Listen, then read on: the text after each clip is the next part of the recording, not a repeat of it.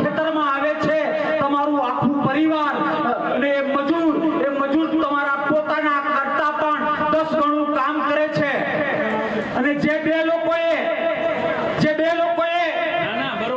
ઘણી વાર પછી કરશું તો આમાં ભાઈ મજા નથી આવતી, ડિસ્ટર્બ થવાય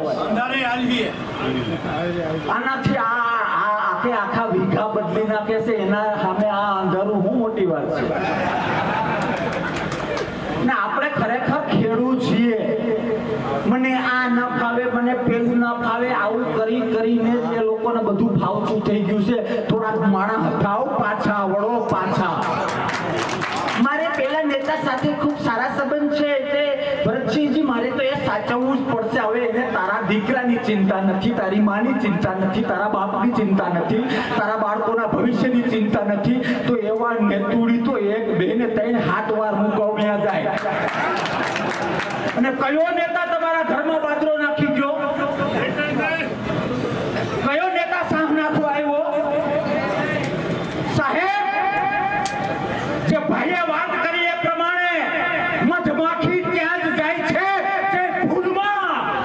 જે ફૂલમાં રસ હોય છે ને એ જ જગ્યાએ મધમાખી જાય છે। અને શું થયું? એ જ જગ્યાએ જાય છે। એમ તમારામાં કંઈક જોશે તો બધી જ પાર્ટીના છગનભાઈ, મગનભાઈ, મનુભાઈ, કારાભાઈ, કરશનભાઈ, પાલાભાઈ કરીને આવશે, હા કે ના? ગામના વહવાયા ત્યાં કોઈ નેતા ગયું કોઈ દિવસ? ત્યાં નહીં જાય।